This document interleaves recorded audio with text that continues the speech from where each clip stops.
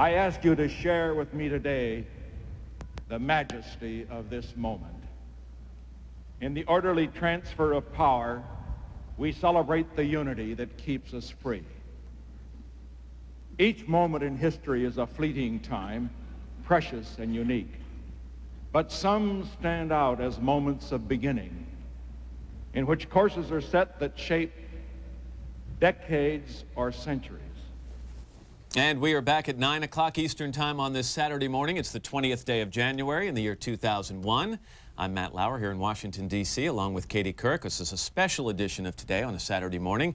And that was a portion of President Richard Nixon's first inaugural address delivered in 1969, 32 years ago today. President Nixon certainly set the course for many of the events that would follow in the decades that followed him, but I don't think he quite had an idea of exactly how he would set that course. I'm sure he could never have anticipated that day back in 1969 what he would be saying to the country 5 years later when he resigned from the presidency. No question, quite a turnaround. Anyway, it is just 3 hours now until George W. Bush raises his right hand to take the oath of office and becomes the 43rd president of the United States. Coming up in this half hour, NBC's Tim Russert weighs in with his thoughts on this historic day and gives us his take on that deal President Clinton cut with the independent counsel to avoid an indictment. Matt will also have more of my interview with Laura Bush. This morning she shares some personal thoughts about her daughters and what she most looks forward to in her new role as First Lady. And also we're going to take you to a town that is especially proud to call George W. Bush its favorite son today.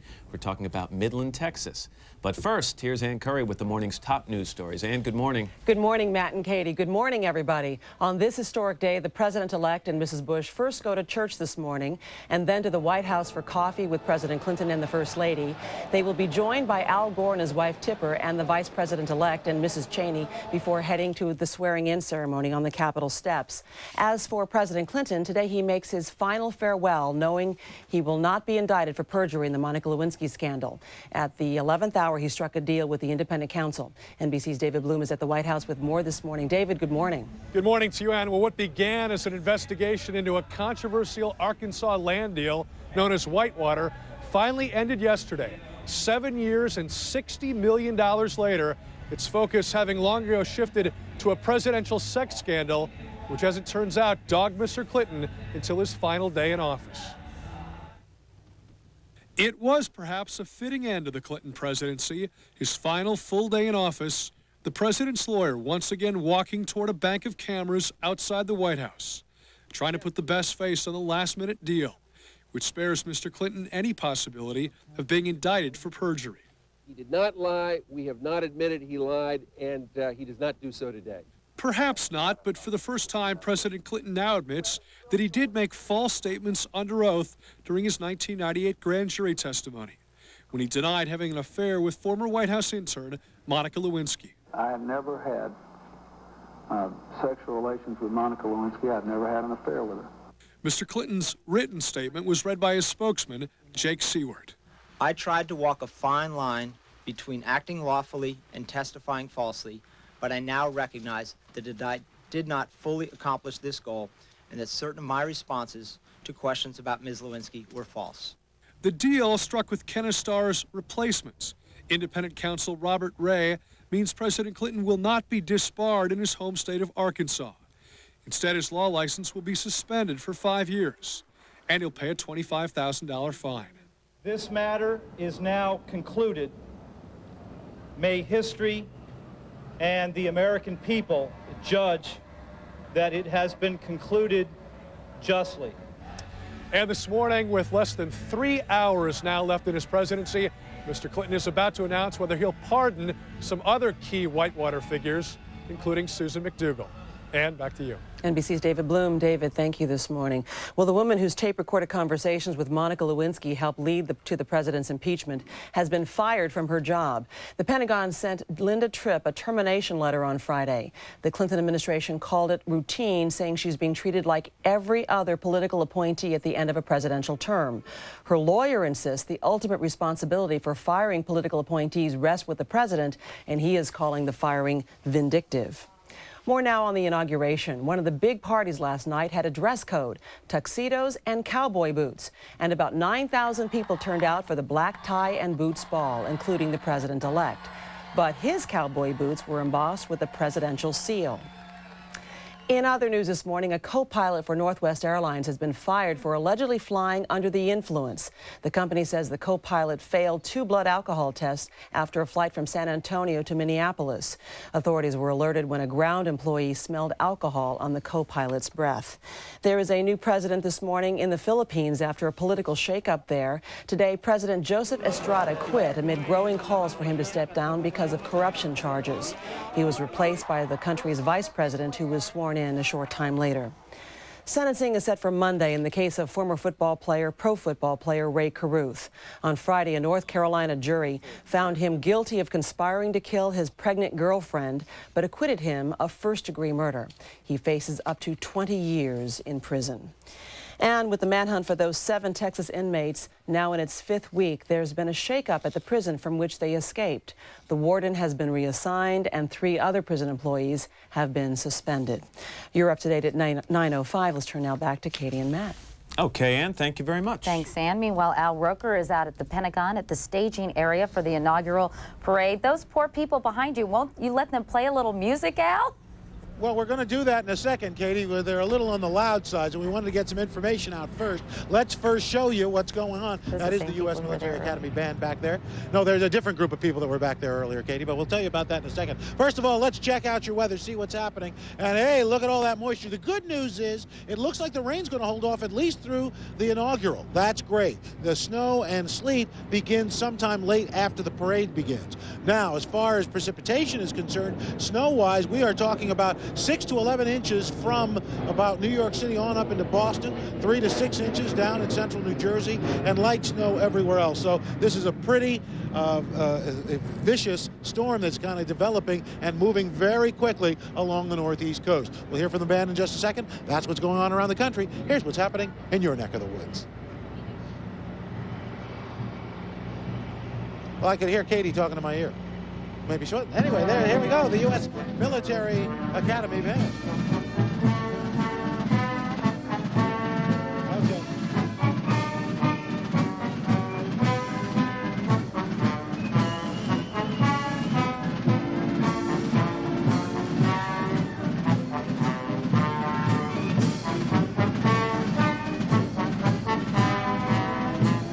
And now by request for Katie Couric, ladies and gentlemen, the U.S. Military Academy Band from West Point. All right, Al, thank you very much. Today is supposed to be all about George W. Bush, but one last time, President Clinton has stolen the headlines by making a last-minute deal with independent counsel Robert Ray. It ends the long legal battle over Clinton's relationship with Monica Lewinsky and guarantees him immunity from prosecution after he leaves office today. Tim Russert is NBC's Washington bureau chief and moderator of Meet the Press. Tim, good morning. Good to have you here. Good morning, Matt. So how important is the deal? How important is the timing of the deal? So significant. Robert Ray, the independent counsel, insisted that Bill Clinton enter this agreement as a sitting president. Why is that different than, for example, a week from now? Because he didn't obviously want to complicate George Bush's first week, but he also wanted to give it an official status, that this is the President of the United States acknowledging he did not tell the truth under oath. He thinks that's very, very important for people in the future who are also going to be asked questions under oath, and they can see what can happen even to a president if you mislead. Obviously, the upside for Bill Clinton is he doesn't face indictment when he leaves office. The downside is he admits wrongdoing, he pays a fine, he loses his law license for 5 years. How hard do you think it was for him to swallow? Very hard, and that's why every word in this agreement was negotiated. And Matt, if you step back and look at this now, Bill Clinton has paid Paula Jones $850,000. He was held in contempt of court by a judge and paid $90,000 in fees.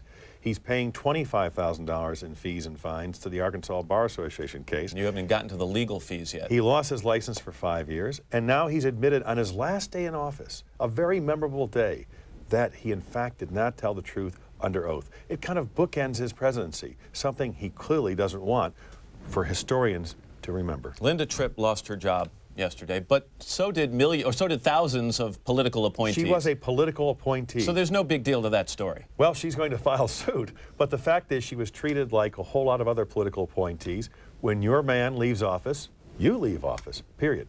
What happens in the speech today for George W. Bush? A lot of questions after the election, Tim, not only because of the outcome, but also there are some lingering questions about George W. Bush's ability to lead. What does he need to say to the country today? He clearly is going to reach out and say, I'm the president of all the people. But I think he makes a big mistake if he abandons any of his principles. He has to say, this is what I stand for. This is what I want to accomplish. I'm going to bring you to me. I'm going to lead the way, rather than simply be soft on the edges and say, can't we all just love one another?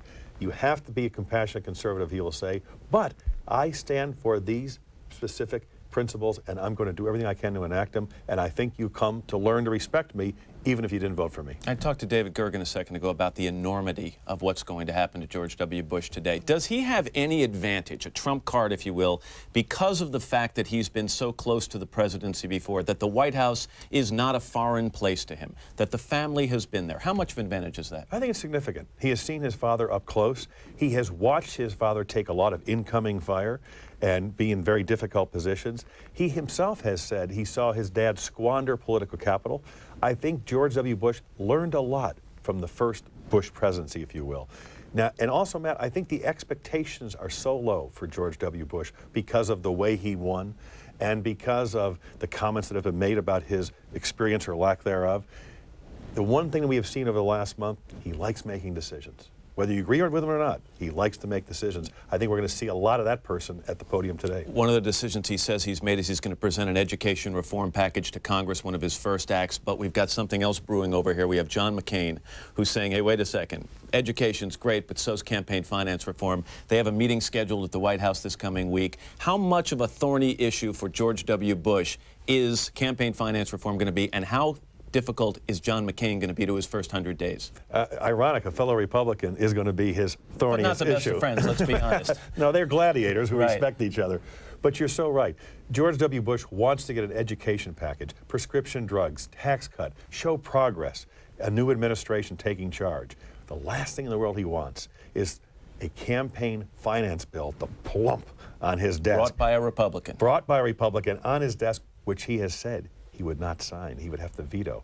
He needs to cut a deal with John McCain. McCain is saying, I'm not waiting till May the way you want me to. I promised I'd bring it up this month, and I'm going to do that. So let's work this out. Quickly, now. we've talked to John McCain, both of us. He doesn't sound like he's in the mood to cut deals. No, he remembers a state called South Carolina. That's right. A lot of hard feelings over that state. To Tim be Russell. continued. Exactly. Tim, good to have you here. It's 12 minutes past the hour. Coming up next, Laura Bush on how she plans to keep her twin daughters out of the spotlight, away from guys like Tim Russell. But first, these messages. What did you have for dinner? Last night I had microwave popcorn and cold spaghetti. Oh, big deal. The other night I had a pint of mint chocolate chip. Oh, I had pizza that was older than me. I had herb roasted chicken in a rich, creamy mushroom sauce with roasted red skin potatoes, broccoli, and red peppers. It was lean cuisine. Do something good for yourself with Stouffer's Lean Cuisine. It's not just lean, it's cuisine. Just how powerful are new Whisk laundry tablets?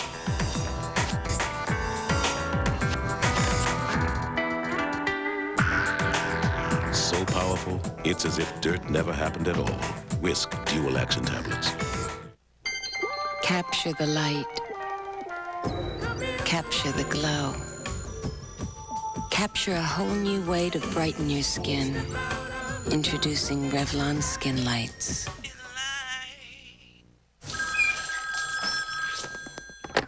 Hello?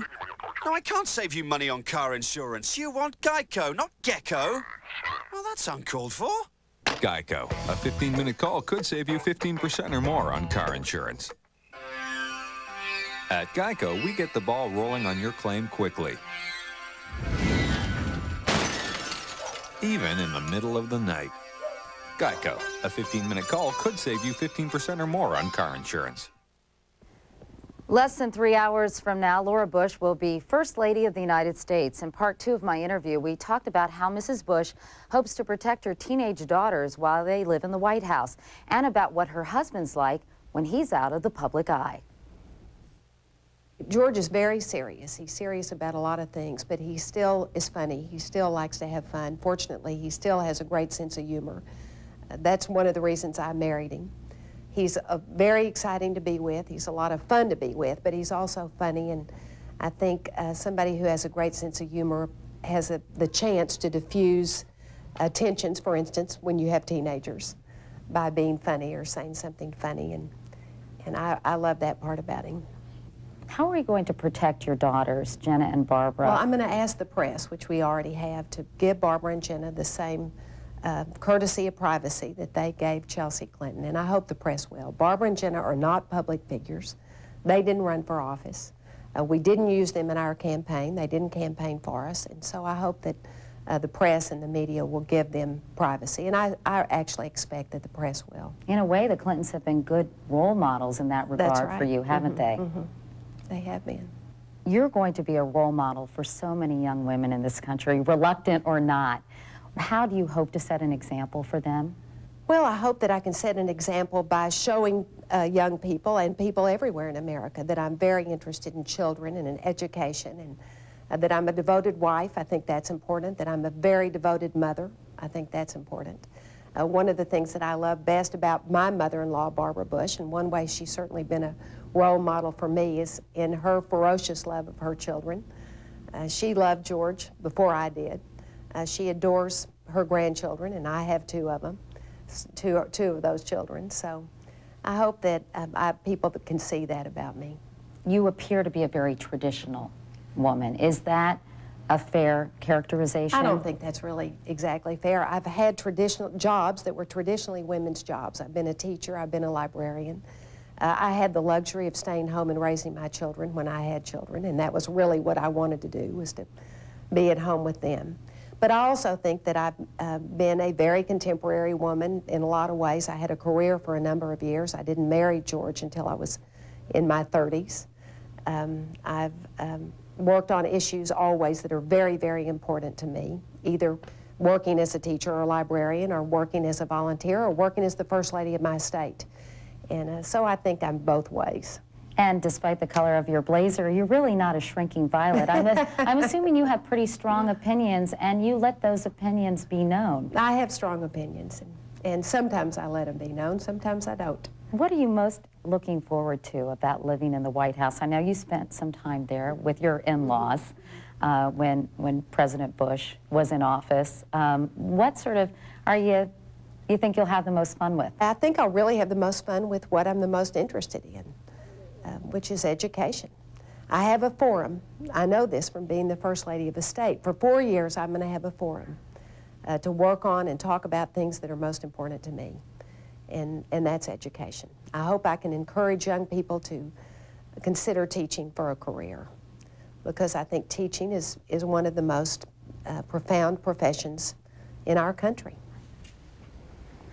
And of course, Laura Bush was just speaking about her husband and his sense of humor, and that's a live shot of Blair House, where the Bush family has been staying for the last few days. Of course, they move into their official residence, the White House, 1600 Pennsylvania Avenue, later today. It is 9:18 Eastern Time. We're back with more Inaugural Day coverage, but first, this is a special edition of Today on NBC.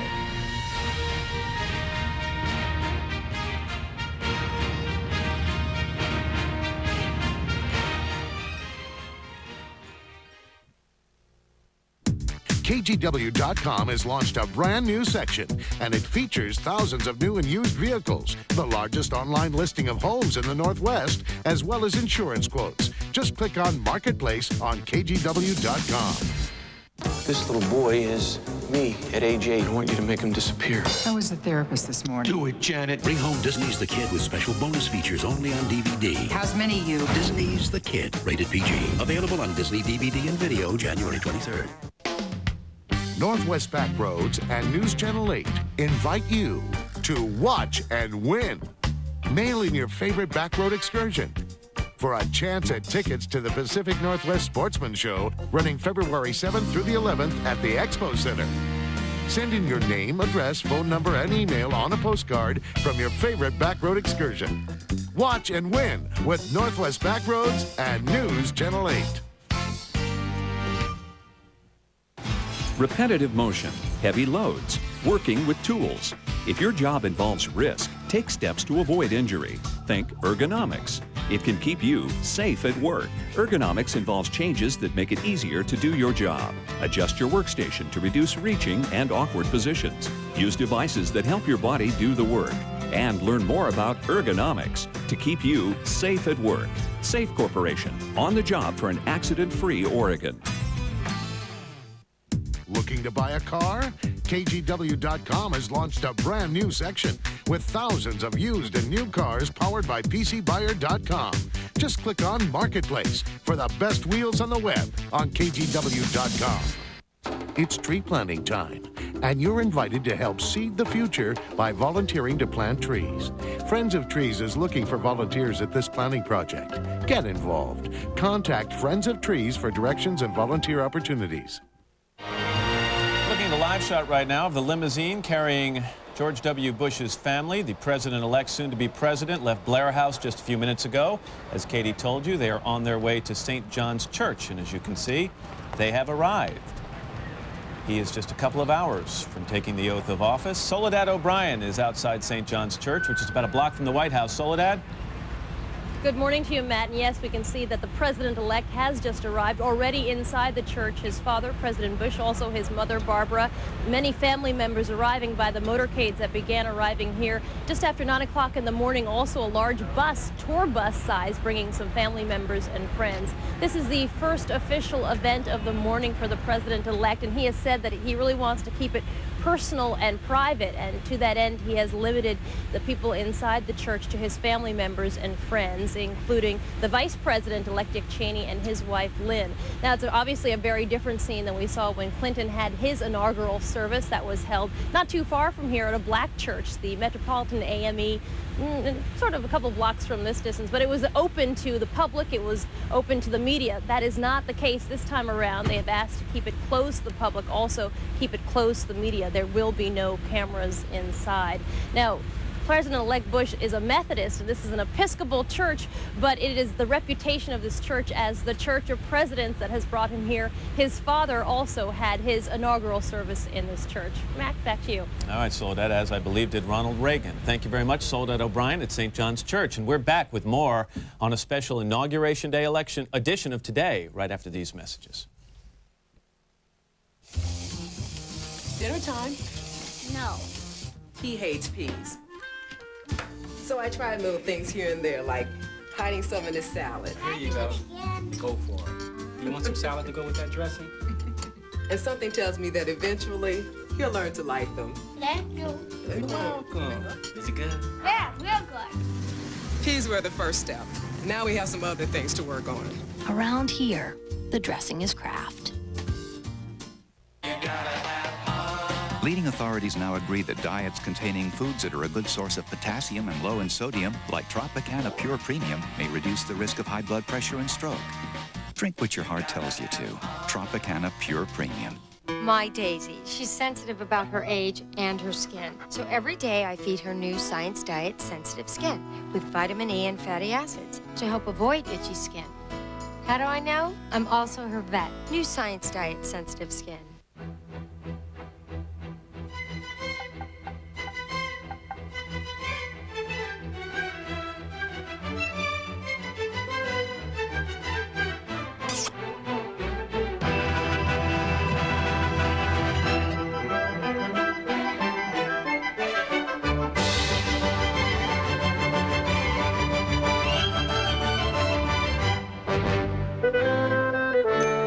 Honey Nut Cheerios. Still to come on this Saturday morning, we'll take you to the town where George W. Bush grew up, Midland, Texas. We'll also preview the president-elect's all-important inaugural address. But first, these messages and your local news. Monday on Today, a look ahead to the next 4 years and the next few days. What can America expect from President George W. Bush? Monday on Today. Order News Channel 8 stuff now on KGW.com.